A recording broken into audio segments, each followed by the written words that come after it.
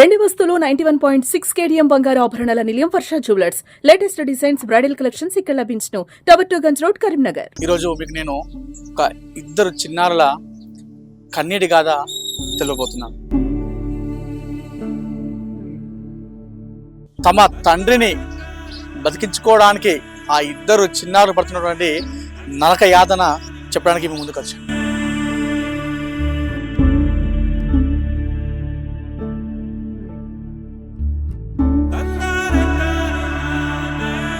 కొందరు ఫేమస్ కోసం వాడుతూ ఉంటారు, మరికొంతమంది తమకు ఉన్నటువంటి టాలెంట్ను బయట పెట్టడానికి యూట్యూబ్ను వాడుతుంటారు.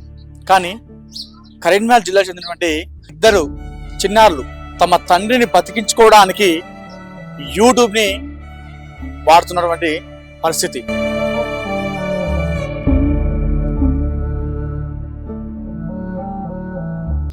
మమ్మీకే ఎక్కువ కష్టం అయిపోతుంది, బాధ అనిపిస్తుంది.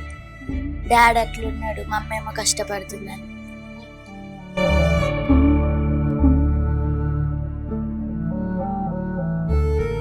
స్కూల్ ఫీజు కూడా కట్టట్లేదు, మొత్తం డాడీకి అయిపోతున్నాయి. ఈ స్కూల్ కూడా డిస్టర్బ్ అయిపోయి స్కూల్ కూడా వెళ్ళట్లేదు.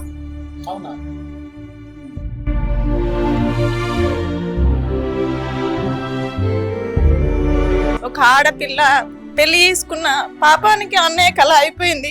ఇద్దరు ఆడపిల్లల్ని పట్టుకొని చాలా సఫర్ అవుతాను.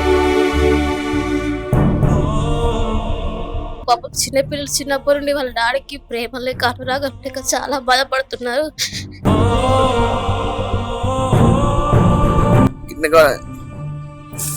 కింద కావాలమ్మని మా డబ్బా పడిపోయింది.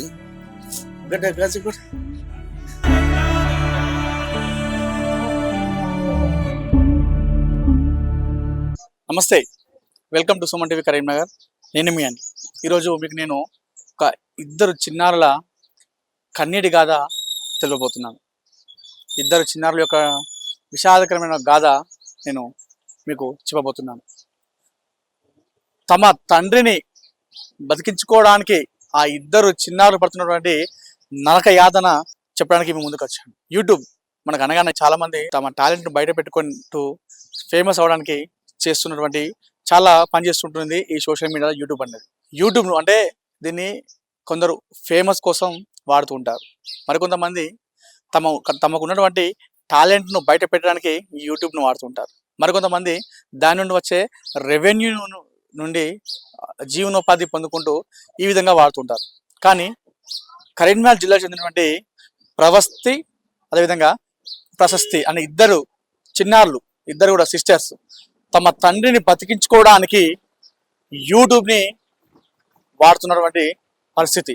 లక్ష్మీనారాయణ అనే వ్యక్తి వ్యాధితో బాధపడుతున్నాడు. అది ఒక అర్థం కాని వ్యాధి, ఒక వేలలో ఒక ఖర్చు వ్యాధి. ఒక 15 లక్షల వరకు కూడా ఖర్చు అయింది. మిసెస్ మమత ఇద్దరు కూడా లవ్ మ్యారేజ్ చేసుకున్నారు, ఇంటర్ కాస్ట్ మ్యారేజ్.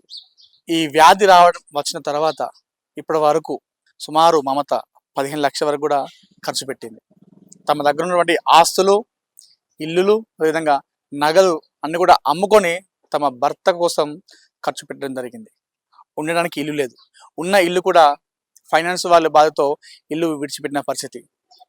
లక్ష్మీనారాయణ వాళ్ళ అక్క దగ్గర ఉన్న సందర్భంలో తన స్థితి దీనమైన స్థితికి రావడంతో తమ అక్క వాళ్ళు కూడా ఇంటి నుండి బయటికి వెళ్ళగొట్టినటువంటి పరిస్థితి. కరీంనగర్లోని చింతకుంటలో రాజీవ్ స్వగృహలో ఉన్న సందర్భంలో అక్కడ కూడా తిన యొక్క స్థితి చూసి ఈ కండిషన్ బాగాలేదు, అతనికి ఒక విచిత్రమైన ఒక వింత రకమైన వ్యాధి ఉంది అని కంప్లైంట్ చేస్తే అక్కడ నుండి వెళ్ళగొడితే ప్రస్తుతం కరీంనగర్లోని కిసాన్ నగర్లో ఒక చిన్న షెడ్డులో తలదాచుకుంటున్నారు లక్ష్మీనారాయణ, మమత, అదేవిధంగా ఇద్దరు చిన్నారులు.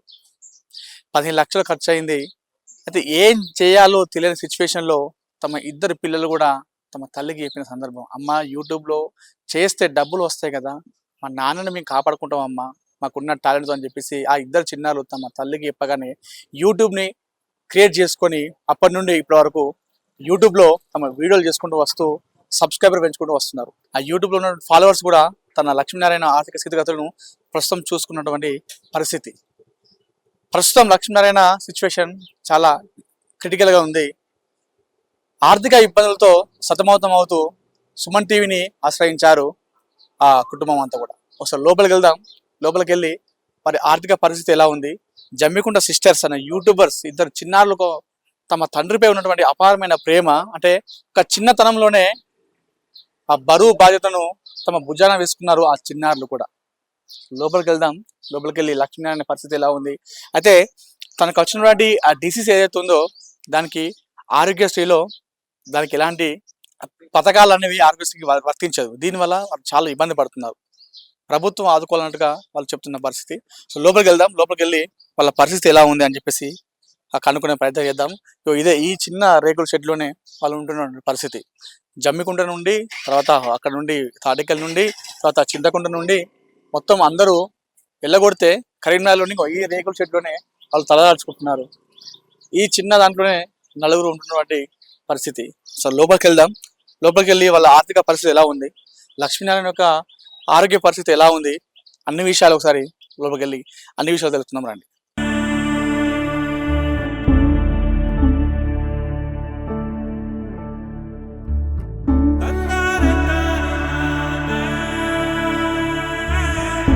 అర్థం కాని వ్యాధితో బాధపడుతున్నటువంటి లక్ష్మీనారాయణ అనే వ్యక్తి ఈయన స్క్రీన్లో కనిపిస్తున్నారు. వారి శ్రీమతి మమత, అదేవిధంగా ఇద్దరు చిన్నారులు ప్రవస్తి, అదేవిధంగా ప్రశస్తి. చిన్నతనంలోనే తమ కుటుంబ భారాన్ని బాధ్యతను చిన్నతనంలోనే భుజాన వేసుకున్నారు ఆ చిన్నారులు కూడా. ఆ యూట్యూబ్తో వచ్చే రెవెన్యూతో, అదేవిధంగా సబ్స్క్రైబర్తో ఎంతో కొంత ఆర్థికంగా ఇప్పుడు కాస్త మెరుగుకున్నారంటే దానికి కారణం ఈ ఇద్దరు చిన్నారులు. ఒకసారి మాట్లాడదాం వారితోని. ఎలాంటి సమస్యతో బాధపడుతున్నారు, ఎంత కాలంగా బాధపడుతున్నారు, ఇప్పటికి ఎంత ఖర్చు అయింది, ఇంకా ఎంత అమౌంట్ కావాల్సి ఉంది, ప్రభుత్వం నుండి వాళ్ళకి ఎలాంటి కోరుకుంటున్నారనే విషయాలను కూడా మనకు అనుకుందాం. నమస్కారం మేడం. ఏంటి అసలు మీకు ఎప్పుడు పెళ్ళి అయింది, తర్వాత ఎప్పుడు వ్యాధి వచ్చింది, అసలు మొత్తం తర్వాత ఏం జరిగింది? మాకు వచ్చేసి 2011లో మ్యారేజ్ అయిందండి. మాది ఇంటర్ క్యాస్ట్ మ్యారేజ్ అన్నట్టు. మా హస్బెండ్ వాళ్ళు ఎస్సీకి సంబంధించిన వాళ్ళు, మేము వచ్చేసి యాదవ్స్ అండి. కాకపోతే అమ్మ నాన్నల కొంచెం ఒప్పించే పెళ్లి చేసుకున్నాము. కులాంతర వివాహమే అయినా కూడా ఇంకా ఒప్పించే పెళ్లి చేసుకున్నాం. మా అమ్మ నాన్న మాకు పెళ్లికి 1 ఎకరం భూమి కూడా ఇచ్చిర్రు అండ్ పెళ్లి కూడా చేసిర్రు. కాకపోతే ఏమైందంటే అన్ఫార్చునేట్లీ అంత బాగా మా అన్న వాళ్ళు మా అమ్మ వాళ్ళు పెళ్లి చేసిన కొన్ని రోజులకే 2011లో మాకు వివాహం అయిందండి. 2013 ఎండింగ్ లోనే మా హస్బెండ్ కి ఇంకా వెరికోస్ వెయిన్స్ అని ఈ డిసీజ్ అనేది రావడం జరిగింది. అంటే ఆయన చిన్న వయసులో ఉన్నప్పుడే ఈ డిసీజ్ అటాక్ అయింది అన్నట్టు. మాకు చిన్న పాప చిన్నగా ఉన్నప్పుడే జస్ట్ ఆయనకు డిసీజ్ వచ్చేసింది. అప్పటి నుంచి ఇప్పటి వరకు మేము దాదాపుగా 15 లక్షల దాకా ఖర్చు చేసినాం. అమ్మ వాళ్ళు 1 ఎకరం భూమి ఇచ్చిర్రు, ఆ ఎకరం భూమి కూడా అమ్మేసినాం అండ్ కొంచెం బంగారం కూడా పెట్టిరు. మా అమ్మ వాళ్ళు 15 తులాల వరకు పెట్టిరు. కాకపోతే అదంతా కూడా అమ్మి ఆయనకు వైద్యం చేయించినాం. ఎందుకు అంటే ఆరోగ్యశ్రీలో ఈ డిసీజ్ అనేది లేదని చెప్పారు డాక్టర్స్. అందువల్ల హైదరాబాద్ లో ఇంకా Apollo Jubilee Hills doctor Chandrashekar sir దగ్గర 5 నుంచి 6 సంవత్సరాల దాకా ట్రీట్మెంట్ తీసుకున్నాం. ఇక తర్వాత మేము మళ్ళీ వరంగల్ ఎక్కడ ఈ డిసీజ్ కు ప్రాబ్లం కు సొల్యూషన్ ఉంది అంటే అక్కడ వేటలాగా ఇంకా నేను సెర్చ్ చేసుకుంటా తీసుకెళ్లడానికి పరిమితం అయిపోయినా. అట్లా మాకున్న ఆస్తులు, అమ్మ వాళ్ళు ఇచ్చిన గోల్డ్ అన్ని కూడా దాదాపు 15 లక్షల వరకు ఖర్చు చేసిన నేను. ఆ తర్వాత ఈయన ఏం పని చేయకపోవడం వల్ల పిల్లలు ఇద్దరి భారం ఇంకా నేనే కుటుంబ బాధ్యతను తీసుకొని చిన్న సంస్థలో జాబ్ చేసుకుంటూ పిల్లల స్టడీస్, ఆయన మెడిసిన్ అన్ని చూసుకుంటూ ముందుకెళ్ళిపోతున్నాయి. ఇంకా కానీ ఇప్పటి వరకు కూడా మాకు ఎలాంటిగా ఆయనలో మార్పు అనేది జరగలేదు. ఆ ఒక్క డిసీజ్ వెరికోస్ వెయిన్స్ అంటే డీవీటీ ఉందండి ఆయనకు. వెరికోస్ వెయిన్స్ లోనే డీవీటీ ఉంది. అందువల్ల అదేంటంటే కొంచెం సివియర్ కండిషన్ అని చెప్పారు డాక్టర్స్. దానికి బ్లడ్ క్లాట్స్ అనేటివి టోటల్ కూడా కరగడానికి ఇంజెక్షన్స్ ఇవ్వాలని ఒక్కొక్క ఇంజెక్షన్ 30,000 40,000 అట్లా చాలా వరకు నేను ట్రీట్మెంట్ ఖర్చు చేసుకున్నా. అది ద్వారా ఆ క్లాట్స్ అనేవి బ్రెయిన్ రీచ్ అయినాయి అన్నట్టు. దాని ద్వారా 2 years బ్యాక్ పెరాలసిస్ కూడా అటాక్ అయింది. పెరాలసిస్ వల్ల తనకు నోటి మాట బంద్ అయిపోయింది. ఆ తర్వాత ఇంకా దాని నుంచి 3 నెలల క్రితము మేము మెడికోర్ లో 18 రోజులు ట్రీట్మెంట్ చేయించినాం. 2 కిడ్నీస్ కూడా ఫెయిల్యూర్ అయిపోయినాయి. 2 కిడ్నీస్ ఫెయిల్యూర్ అయినాయి ప్లస్ హార్ట్ కూడా వీక్ అయిందని చెప్పారు డాక్టర్స్. అంటే ఇది ఏంటంటే మల్టిపుల్ ఆర్గాన్ ఫెయిల్యూర్ కింద పడిపోయింది అన్నట్టు. ఒక డిసీజ్ అని మేము చెప్పడానికి లేదు. దాని ద్వారా చిన్న వయసులోనే బ్రెయిన్ లో బ్లడ్ క్లాట్ అయ్యి పెరాలసిస్ అండ్ అదే విధంగా హార్ట్ ప్రాబ్లము అండ్ అదే విధంగా 2 కిడ్నీలు కూడా ప్రాబ్లం అయిపోయినాయండి. ఇట్లా చాలా అంటే చాలా సఫర్ అయిపోతున్నాం మేము. ప్రస్తుతం ఏంటంటే మాకు మాది తాడికల్లో ఇల్లు ఉన్నది, కానీ శ్రీరామ్ ఫైనాన్స్ వాళ్ళ దగ్గర మాకు కొంత మేము అప్పుగా తీసుకున్నాం అన్నట్టు. ఆయన ఆరోగ్యం బాగాలేక కట్టలేని పరిస్థితిలో మేము కట్టలేకపోయినాం ఈఎంఐస్. అందువల్ల వాళ్ళు లీగల్ నోటీస్ పంపించి మమ్మల్ని బాగా ఇబ్బంది పెడుతున్నారు. అది తట్టుకోలేక మేము ఇక్కడ కరీంనగర్లో చింతకుంట దగ్గర రూమ్ తీసుకున్నాం. కానీ ఓనర్స్ ఇట్లా ఇబ్బందిగా ఉన్నది, నైబర్స్ కంప్లైంట్ ఇస్తున్నారమ్మా ఆరోగ్యం బాగాలేదు కదా అనేసి వాళ్ళు కూడా వెళ్ళిపోమనడం జరిగింది. ఇంకా మా ఆడపడుచులు 2 ఉన్నారు, కాకపోతే ప్రస్తుతం ఏంటంటే ఆయన పరిస్థితి బాగాలేదు కాబట్టి వాళ్ళు మమ్మల్ని వెళ్ళిపోమని చెప్పారు. ఇంకా అక్కడ నుంచి కరీంనగర్లో ప్రస్తుతం అయితే ఒక యూట్యూబర్స్ సహాయంతో వాళ్ళ ఇంట్లో ప్రెసెంట్ అయితే ఒక రూమ్ లో షెల్టర్ ఉంటున్నాం ఇక్కడైతే. కాకపోతే మాకేందంటే ఆయన ఆరోగ్యం ప్రైమరీ అండి, తర్వాత మాకు ఉండడానికి షెల్టర్ కూడా కంపల్సరీ. మా ఇల్లు మాకు ఇప్పించే హెల్ప్ అనేది కంపల్సరీ కావాలి. ఎందుకంటే 2 ఆడపిల్లలతోటి నేను ఇట్లా రెంట్ ఇళ్ళల్లో వాళ్ళు ఎన్ని రోజులు ఉంచి ఎన్ని రోజులు వెళ్ళిపోమంటారో ఎప్పుడు వెళ్ళిపోమంటారో కూడా టెన్షన్ అవుతుంది నాకు. అందుకోసం అని కొంచెం మాకు శ్రీరామ్ ఫైనాన్స్ లో ఇల్లు మాకు వచ్చేటట్లు చేస్తే గవర్నమెంట్ కు మేము రుణపడి ఉంటామండి. మా హస్బెండ్ కు మెరుగైన వైద్యం ఇప్పిస్తే, నా పిల్లలు 2 చిన్నవాళ్ళు అండ్ మా హస్బెండ్ కూడా ఏజ్ 36 పెద్ద ఏజ్ ఏం కాదు. అందుకే నేను ఇంత పోరాటం చేస్తున్నా. ప్రస్తుతం అయితే మీరు చెప్తే నమ్మరు కానీ యూట్యూబ్ లో ఉన్న ఈ సోషల్ మీడియాలో ఉన్న సబ్స్క్రైబర్స్ హెల్ప్ తోటి వాళ్ళు వేసే డబ్బులతోటే నేను ట్రీట్మెంట్ చేపిస్తున్నా. అంతేగాని మేము సొంతంగా మా దగ్గర 1 రూపీ కూడా లేదండి. నేను జాబ్ చేస్తే నా పిల్లల్ని చదువుకోవడానికే సరిపోతుంది. ఆ యూట్యూబ్ లో వాళ్ళు వీళ్ళు వేసే ఆ సబ్స్క్రైబర్స్ హెల్ప్ తోటే నేను ఈయనకు ట్రీట్మెంట్ చేపిస్తున్నా. కానీ అలా అని వాళ్ళ ద్వారా నేను ఎక్కువ మనీ తీసుకోలేను కదా. వాళ్ళకంటే కూడా గవర్నమెంట్ కి ఇది ఎక్కువగా మేము విన్నవించుకోవాలనుకుంటున్నాం. అందుకే గవర్నమెంట్ ముందుండి కొంచెం మా ఇల్లు మాకు ఇప్పించి మా హస్బెండ్ కు మెరుగైన వైద్యం ఇప్పిస్తే మా కుటుంబాన్ని ఆదుకున్నట్టేనండి. నేనైతే ఈ విషయంలో చాలా సఫర్ అవుతున్నా. ఒక 2 ఆడపిల్లల్ని పట్టుకొని నేను కుటుంబ భారాన్ని మొత్తం మోస్తున్నాను. ఈ 10 సంవత్సరాల ప్రయాణంలో మేము చాలా ఇబ్బందులు ఎదుర్కొన్నాం. ఇకనైనా మాకు కనీసం కొద్ద ఊరట అనేది కల్పించే విధంగా మీ ద్వారా జరగాలనే నేను మిమ్మల్ని వేడుకుంటున్నా. నాయకులను ఏం కోరుకుంటున్నారు? నాయకులను నేను ఫస్ట్ మా హస్బెండ్ ఆరోగ్యం గురించి మాకు మెరుగైన ట్రీట్మెంట్ కంపల్సరీ కావాలండి. ఎందుకంటే నా హస్బెండ్ ని వదులుకోవడానికి నేను సిద్ధంగా లేను. డాక్టర్స్ ఆయన ట్రీట్మెంట్ చేపిస్తే ఖచ్చితంగా ఫలితం ఉంటదని చెప్పిరండి. ఛాన్సెస్ లేవని మాత్రం అనలేదు, ప్రయత్నం చేస్తే ఫలితం ఉంటదని చెప్పిర్రు. కాబట్టి ఆ ప్రయత్నం నా వల్ల అవ్వట్లేదండి. గవర్నమెంట్ తలుచుకుంటే అవుతుంది, అది మాత్రం వాస్తవము. కాబట్టి వాళ్ళు ముందు పడితే నా భర్తను నేను మంచి ట్రీట్మెంట్ అనేది ఇప్పించుకోగలుగుతా. రెండోది మాకు ఉండడానికి ఖచ్చితంగా ఇల్లు కావాలండి. సో మా ఇల్లు మాకు వచ్చే విధంగా హెల్ప్ చేయాలి. ఇంకా హెల్ప్ చేస్తే నేను అక్కడ ఉండడానికి అవకాశం ఉంటదండి. ఇట్లా ఉంటే వీళ్ళు ఎప్పుడు వెళ్ళిపోమంటారు అని టెన్షన్ తోటి మేము తట్టుకోలేకపోతున్నాం. అంటే ఎంత దారుణమైన సిచ్యువేషన్ అంటే, తన ఆరోగ్య పరిస్థితి బాగాలేక తలదాచుకోమని చెప్పేసి వస్తే ఇంటి దగ్గర వాళ్ళ ఇంట్లో వాళ్ళు బయటకు పంపించేస్తే, కరీంనగర్లో చింతకుంటలు ఉంటే అక్కడ ఉన్న వాళ్ళు పక్కన ఉన్న వాళ్ళు అంటే మానవత్వం మంటగలుసుకోవడానికి ఇది ఒక నిదర్శనం అని చెప్పుకోవచ్చు. ఎంత దారుణం అంటే కంప్లైంట్ చేసి వారిని బయటికి పంపించిన పరిస్థితి. ఇప్పుడు ఒక రేకుల షెడ్డులో 4 ఒక దగ్గర తలదాచుకుంటున్నారు. ఇలాంటి సిచ్యువేషన్లో ఉన్నటువంటి సమాజంలో మనం ఉన్నాం. 2 చిన్నారులు ఉన్నారు, అసలు వారితో మాట్లాడదాం. తమ తండ్రి పరిస్థితి ఎలా ఉందని చెప్పేసి మాట్లాడదాం. అమ్మ చెప్పరా, ఏం చదువుతున్నాను? 6th class. నువ్వేం చదువుతున్నావు? 5th class. నీ పేరు ఏం పేరు? ప్రశస్తి. నీ పేరు? ప్రవస్తి. ఓకే. యూట్యూబ్ లో ఎలాంటి వీడియోస్ చేస్తున్నారు? డాన్స్. ఓకే. ఎట్లా సబ్స్క్రైబర్ ఎలా ఉన్నారు? బాగున్నారా? ఎలాంటి రెస్పాన్స్ వస్తుంది? మంచి రెస్పాన్స్ వస్తుంది, హ్యాపీగా ఉంది. హ్యాపీ ఉందా? ఏంటిది డాడీ సిచ్యువేషన్ ఎలా ఉందిరా? మీరు చూస్తున్నారు కదా, మీరు చూసినప్పటి నుండి అంటే మీకు తెలిసినప్పటి నుండి మీ డాడీ సిచ్యువేషన్ అలా ఉంది. ఎలా మీరు ఏం గమనించారు? బాధగా అనిపిస్తుంది. మా అమ్మ ఒకతే ఇంత కష్టపడుతూ డాడీని మమ్మల్ని చూసుకుంటుంది. మమ్మీకే ఎక్కువ కష్టం అయిపోతుంది, బాధ అనిపిస్తుంది. డాడీ అట్లున్నాడు, మమ్మీ ఏమో కష్టపడుతుందని. చెప్పరా నువ్వు? మా అమ్మ ఒక్కతే కష్టపడి స్కూల్ ఫీజు కూడా కట్టట్లేదు, మొత్తం డాడీకి అయిపోతున్నాయి. ఈ స్కూల్ కూడా డిస్టర్బ్ అయిపోయి స్కూల్ కూడా వెళ్ళట్లేదు. అవునా? ఏం కోరుకుంటారా మీరు? మీ డాడీకి ఏం కావాలని కోరుకుంటారు? మా డాడీకి మళ్ళీ హెల్త్ బాగా కావాలి. చెప్పరా, ఏం కోరుకుంటారు? మా ఇల్లు మాకు కావాలి, మా డాడీ హెల్త్ బాగుండాలి, ఇది కోరుకుంటున్నాం మేము. సో ఈ చిన్నారులు యూట్యూబ్లో వీడియో చేస్తూ సబ్స్క్రైబర్ పెంచుకున్నారు. సో ఈ వాళ్ళ డాడీ పరిస్థితి ఇలా ఉందని చెప్పగానే చాలా మంది కూడా ఆ వీడియోలు చూసి చాలా మంది యూట్యూబర్స్ కూడా రావడం జరిగింది. ఒకసారి మనం వారితో మాట్లాడించే ప్రయత్నం. చెప్పండి అమ్మా, ఇది సిచ్యువేషన్. ఒకటి చెప్పాలంటే ఈ ఉమెన్ కు ఈ కష్టం రావడం అనేది మేము చూడలేకపోతున్నాం. ఒక ఆడపిల్ల పెళ్లి చేసుకున్న పాపానికి అన్నయ్య కళ అయిపోయింది. ఇద్దరు ఆడపిల్లల్ని పట్టుకొని చాలా సఫర్ అవుతుంది. ఒకసారి ఆడవాళ్ళగా మేము సహాయం చేస్తున్నాం. ఎంత చేసినా మేము కొంతవరకే కదా.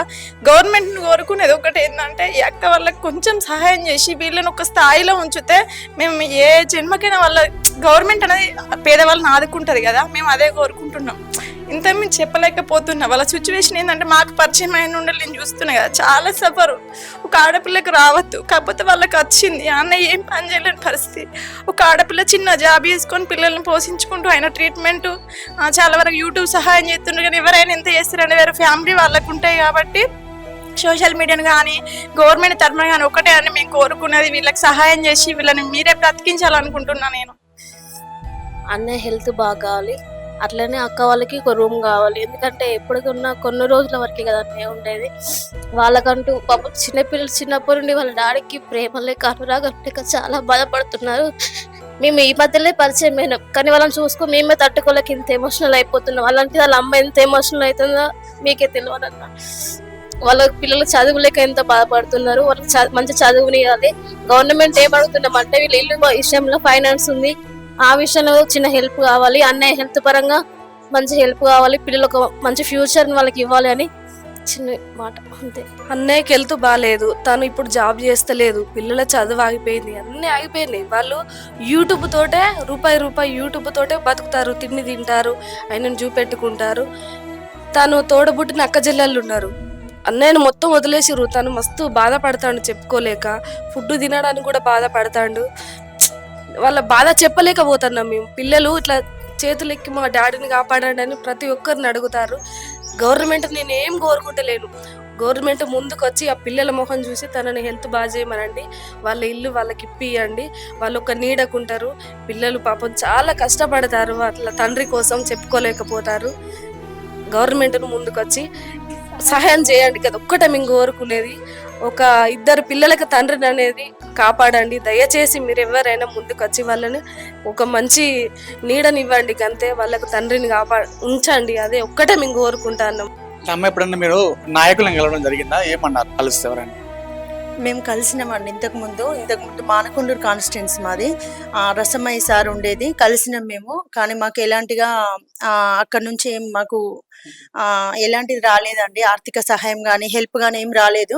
అండ్ అదే విధంగా మాకు ఊళ్ళో కూడా ఎస్సీ క్యాండిడేట్స్ కాబట్టి దళిత బంధు అని ఆ మధ్య ప్రభుత్వం పెట్టింది స్కీమ్స్, అవి కూడా మాకు ఎలాంటిగా రాలేదండి. చెప్పాలంటే మాకైతే ఊరు నుంచి అయితే ₹1 సహాయం కూడా అందలేదండి. దీనికైతే మేము చాలా అంటే చాలా బాధపడుతున్నాం. ఎందుకంటే పేదవాళ్ళకే అన్ని కూడా పథకాలైనా స్కీమ్స్ అయినా కూడా అన్ని కూడా వర్తించేలా చేసిరే గవర్నమెంట్ లక్ష్యం అని చెప్పారు కదా, మనకు అది ఉంటది కదా అండి. నేను కూడా చదువుకున్నా, దాదాపు గవర్నమెంట్ నుంచి కూడా మాలాంటి వాళ్ళకి ఏదైనా ఉపాధి అందుతుంది, ఏదైనా సహాయం అందుతుంది. కానీ మాకు మాత్రం ఎలాంటి సహాయం అందలేదండి. దీనికి నేను తప్పు పట్టట్లేదు, అది మా దురదృష్టమే అనుకుంటున్నా. కనీసం ఇప్పుడైనా నాయకులు గుర్తించి మమ్మల్ని ఆదుకోవాలి. ఇప్పుడు జరిగిపోయిందండి. ఇక నుండి అయినా కనీసం మాకంటూ మా ఫ్యామిలీకి మాకు ఏదైనా సహాయం కనుక అందితే మేము మర్చిపోలేము. ఊరు రుణం మర్చిపోలేము, మేము ఏ నాయకుల రుణం మర్చిపోలేము. ఎందుకంటే మా పిల్లల మొహం అయినా చూడాలి కనీసానికి. ఇప్పటి వరకైతే మాకు నాయకుల నుంచి ఎలాంటి ఆర్థిక సహాయం అందలేదండి.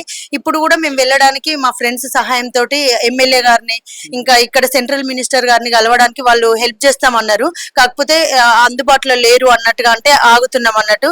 కనీసం ఈ మీ ఇంటర్వ్యూ ద్వారానైనా కూడా మాకేదైనా నాయకులు స్పందించి మా కష్టాన్ని చూసి పిల్లల మొహం చూసైనా మాకేదైనా కనుక ఇస్తే మేము చాలా అంటే చాలా రుణపడిపోయి ఉంటాం.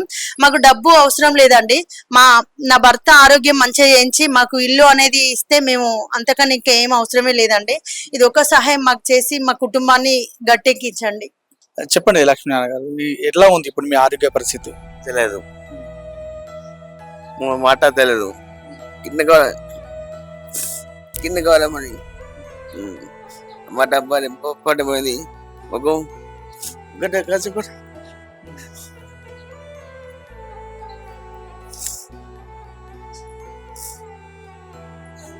సాయం చేయండి, మాకు సాయం చేయండి కొద్దిగా. మా ఇల్లు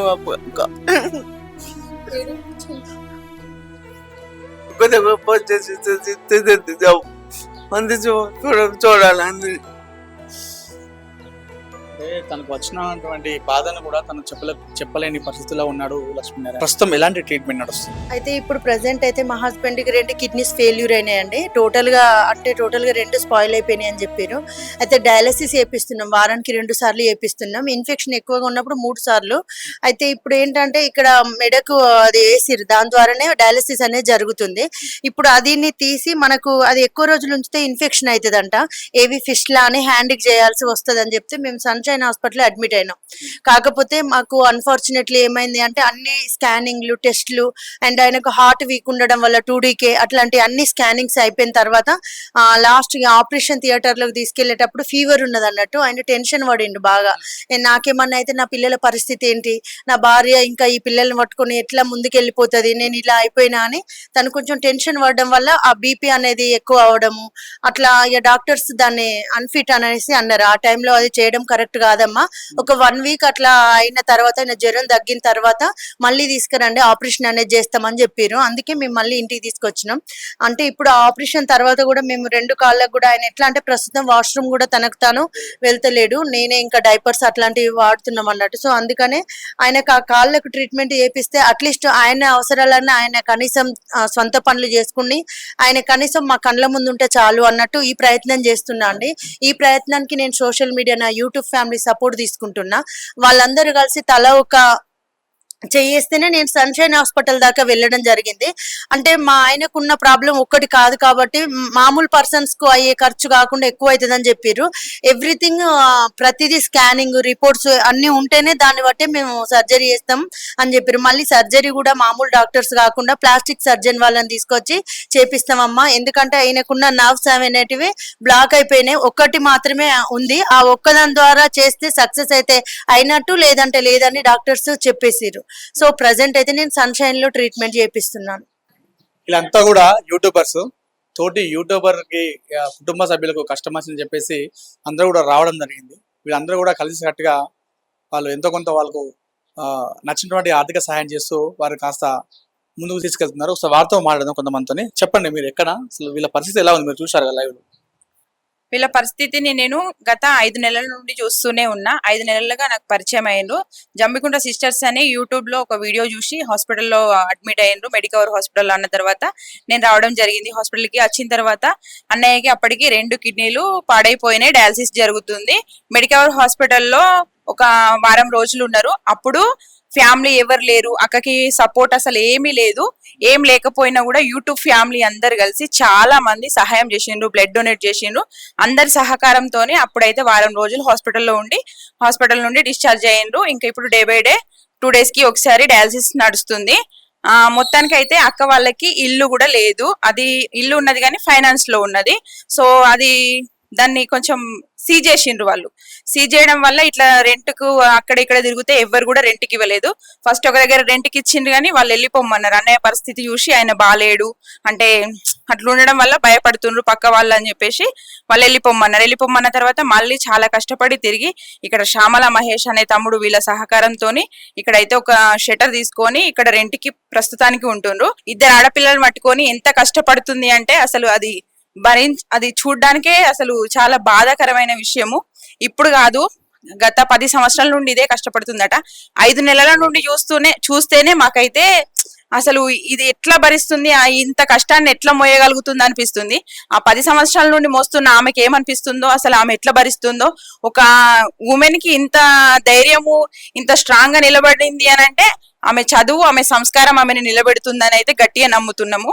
అదే కొంచెం ధైర్యం తక్కువ ఉన్న వాళ్ళు, ఏం తెలియని వాళ్ళు అయితే ఇప్పటికీ ఏదో అయిపోయే వాళ్ళు.